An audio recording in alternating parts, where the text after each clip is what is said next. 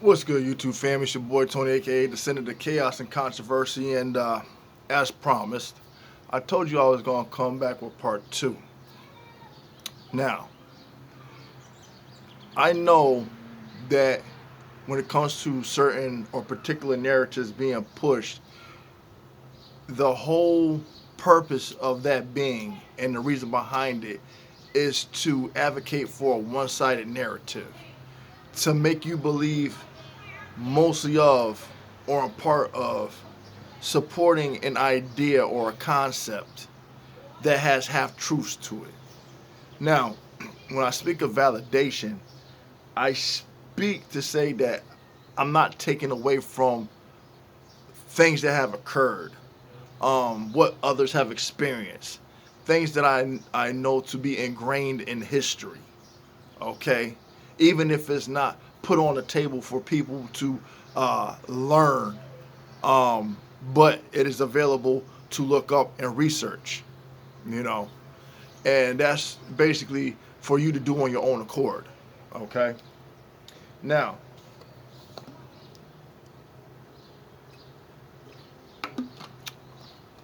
as much as I am against the anti-black rhetoric and the ignorance that surrounds people supporting that, I am also against the anti-white rhetoric and those that follow suit and support that area of nonsense. Okay? There are many of people in the white community who do not have time to entertain stupidity. You know, they don't wake up, as it is said, trying to rent space in black people's minds. For a good portion of those who that applies to, yes, I would say that's valid. But for those that don't want to be counted in or included in the generalizing um, perception of those that are ignorant, those that are racist, those that practice division, those that support anti whatever rhetoric, you can't throw them in and say, hey, all white people are. Because not all white people carry or practice those same beliefs or entertain such anti rhetoric. Okay? And sometimes I get where a lot of white people come from because many of them live just simple basic lives. You know, they are not all privileged, even though they do understand where they might be more so privileged in certain areas versus others, but overall, they're in the same boat as the rest of us. Okay? Um,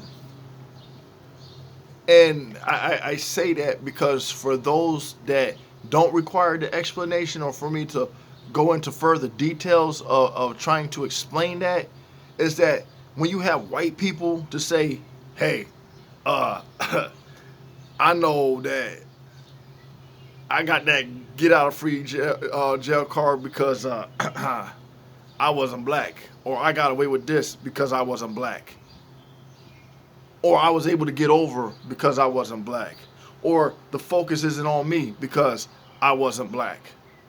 Many white people know that to be true, and they've seen it.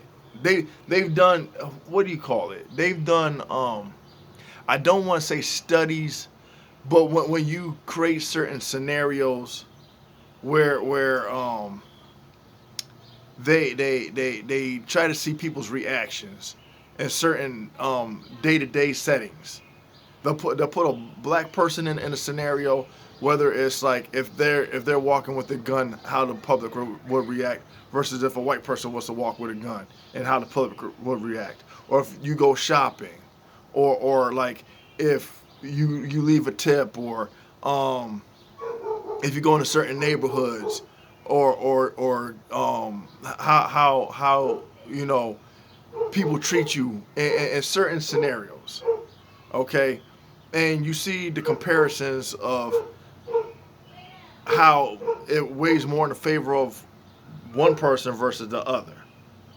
You know, and you see where the bias comes into play. Okay? And then you have white people say, you know what? I didn't know that to still continue or that to still be practiced today. That's unacceptable. I don't agree with that. That is wrong.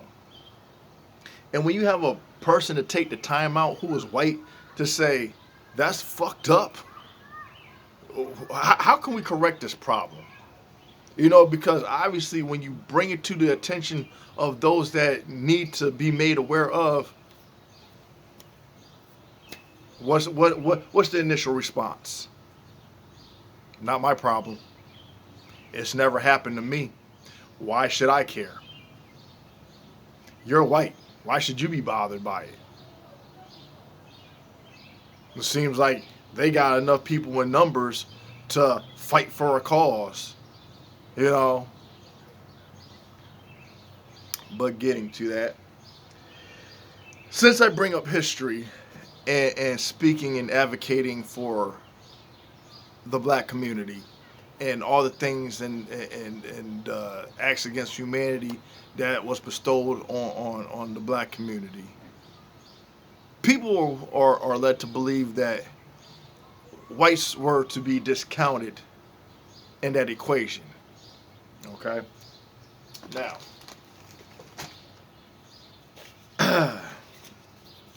I had to go look up some examples to highlight and use as points of references to make the point and in support of white folks who have stood as allies for black people and fighting for justices and against inequalities. You know, you see in some of these, I want to say, movies where, you know, they're fighting a system of black folks that were high profile cases. Like you took the example of the movie that Denzel Washington played, the Hurricane. And yeah, it took a black student to, you know, look it up, but it took the white lawyers and the white advocates to help him prove, you know, this man's innocence to get him out of jail because he was falsely accused. And of course, he had a crooked cop. I believe it was a crooked cop in that case. I might be wrong, but whatever the case may be, whatever landed him in prison was unjust, and they fought to get him out.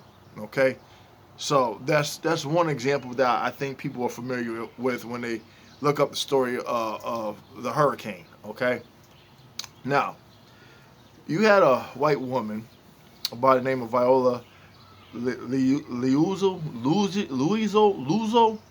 that was killed by the Klan. She was a white mother who went to Alabama, of all places to go, to fight for civil rights. There are many people who know that there are risks, knew the risks, but because they felt that there was a issue that needed to be corrected, they sacrificed themselves to fight for what they believed in. Sometimes a lot of people don't want to take a stand against what's unpopular. You know? They rather just go along just to get along and not stick the neck out. If someone want to throw something into the equation and say, oh, this is what we're going to do to interject, to prevent, to block, people go along with it because they don't want no friction. Okay? Julia Hampton Morgan. This was another white woman who was privileged, but she didn't use it to benefit herself. She used it to challenge racism amongst her white peers and was an ally to the black community. She fought for civil rights, you know, when she was looking at the the transportation system and the housing and all of that, you know. But another one, I don't know if he was a priest or whatever, but Uh, Jonathan Daniels, age 26. He was killed protecting a teenage black woman from a shotgun wielding construction worker. A person who sacrificed his own life to save someone else's. And color didn't, it didn't matter that there was a different color. This is where you take the simplistic concept of right and wrong. Okay.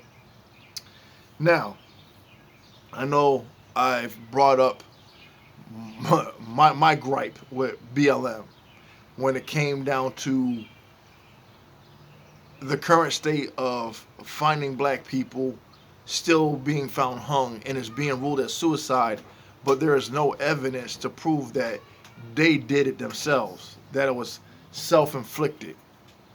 Okay, when you look at the condition that these bodies are found, there's no way in hell that those individuals could have had pulled it off themselves. So, but they didn't rule it as a hate crime. Law enforcement wouldn't do that.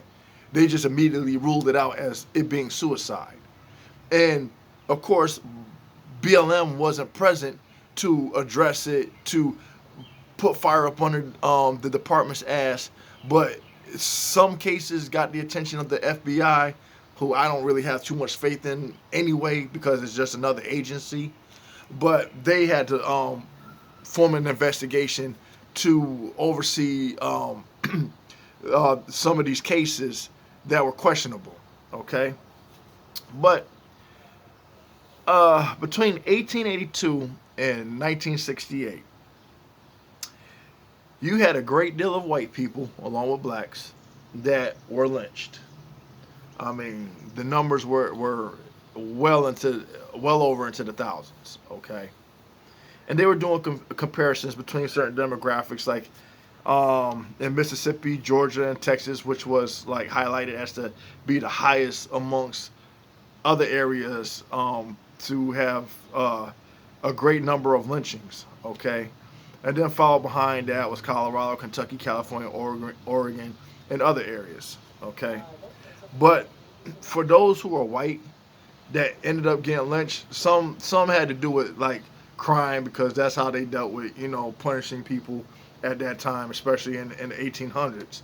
When we get up into the 1900s, right, those who were lynched for helping blacks or being anti-lynching, being against lynching. Okay, they were original targets of the Ku Klux Klan, and if you was Republican, don't, because here's the thing, right?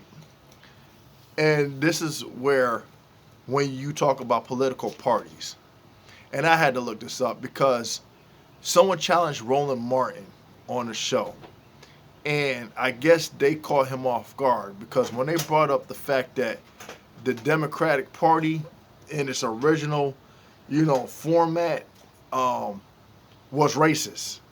The party was racist. Okay? And he tried to say, well, there's two Democratic parties, or whatever the case may be. And of course, Roland Martin, tries to pull out receipts and stuff like that. But I couldn't take away from what he was saying. But the point still remains, and the facts still remain, was the fact that originally the Democratic Party, I don't care how it was broken down, cut up, divided, or whatever, or transformed, was in its original sense racist. The Ku Klux Klan and all the white nationalists and the white Anglo-Saxon Protestants and stuff, they supported the Democratic Party. Everyone else was Republican. So they were terrorized and they was intimidated with violence. That if you were to go vote Republican, you was lynched. Okay? So, those are a few examples that I decided to take the time out to look up, to present as something tangible for people to absorb and take in and say, damn, See, here's the thing. As I've said, I don't like one-sided narratives. Yeah, I might advocate for one side a little more so than the other, but at the same token, I know better. And being that I know better, I need to be better. You know? And even in today's climate, there are people that have good intentions. But what are they met with? What are they met with? You got some black people who are so pro black that they don't give those with good intentions the opportunity to be an ally. Okay? And their foot is only but so far in the door to where they are allowed to utilize whatever resources that's available to them as a contributing factor to help out the black community. You know? Because somewhere along the line, you know, there's a time and a place to allow your pride to present itself to where it benefits you, but then don't let it be the crippling factor either. Okay? And I get it. I get it where white people don't like being branded as being racist. But here's what I want to say, and this is the reason why I pointed out what I pointed out. No more than black folks like to be generalized and categorized and being labeled as all thugs, all criminals, all gangsters, all being ignorant, uneducated, uncivilized, don't have a sense of class about them. The same goes for white people. They don't want to be looked at as being all racist or anti-black or neo-Nazi or a white nationalist or none of that. You can't paint either group with a broad stroke of the brush. You can't do that. It's wrong. And when you entertain both of these, whatever, I mean, okay, yeah. If there's validation in certain areas where it needs to be pointed out for the sole purpose of it being corrected, if you're going to address it, then do so. But don't use it as something to weaponize your narrative or your political stance to gain a popular vote or a popular opinion or a popular perception that is actually geared and moved towards actual division, because that's what it's all about. Okay? And people know what they're doing when they do that. But sometimes we have to take a step back and accept responsibility for the part that we played in that factor, in that equation. Okay? It's where do we stand? Can we tell when we're being manipulated? Can we tell when we're being played? Can we tell when somebody's trying to insult our intelligence? You know, feeding us some shit that we're conditioned to just take in, absorb, and grab and run with it without stopping and say, oh, hold on, wait a minute. What is it that you just gave me? Wait a minute. Hold on. What's this all about? Hold on. Wait a minute. Let me take the time out to look at this shit real quick. You know, because you just handed me the pamphlet like a baton, and I was supposed to just grab it and just continue running and not look to see what it is that I'm actually holding.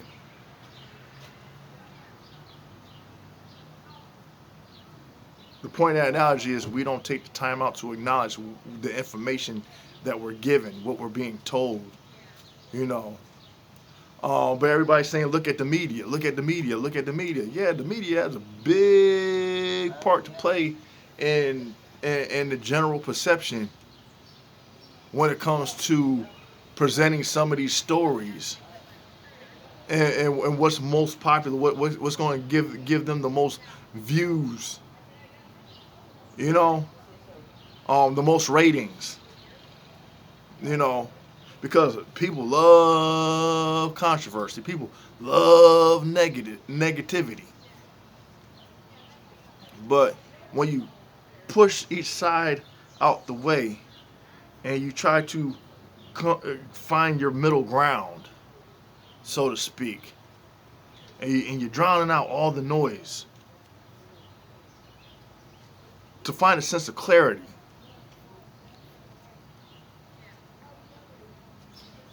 Things start to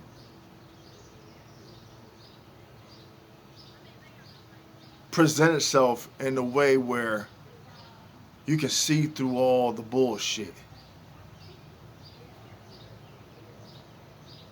Now, I know people say, well, on one side of the argument, how can things be corrected if you can't speak about it without somebody always, like, getting in front of it saying, nah, that's not of great importance. Nah, y'all just keep recycling the same talking points over and over again, and that's a dead issue. Whatever. And all that does is cause people that doesn't have a greater voice to have a cry for help, be heard. And that's where the frustration comes in. That's when the patience is lost. That's when, you don't back them up so far up against the wall that when they start to push forward so that they can breathe because you're suffocating them, don't be mad at the end result, because you could have figured out how to come up with a solution to correct a problem that you conveniently choose or have chosen to ignore. Or you entertain some other people's bullshit rhetoric to be out of sight, out of mind. Oh, here we go. They're just being victims. They're playing victims. But these are the same people who are hypocrites in their own rhetoric, because when you turn around and put them in a position, what's the first thing they do? I'm a victim. Ooh. So sometimes you gotta pay attention to detail, and don't entertain every rhetoric that falls into your lap. Always question something, because that's what I do. That's what I advocate for. And when I say balance the scales, you gotta, if you're gonna present one argument, you better be prepared to have something to back that up, and have equal understanding when it comes to somebody presenting another side to that same argument. But anyway, that's all I got for today. Hopefully, maybe. Until next time, until next video.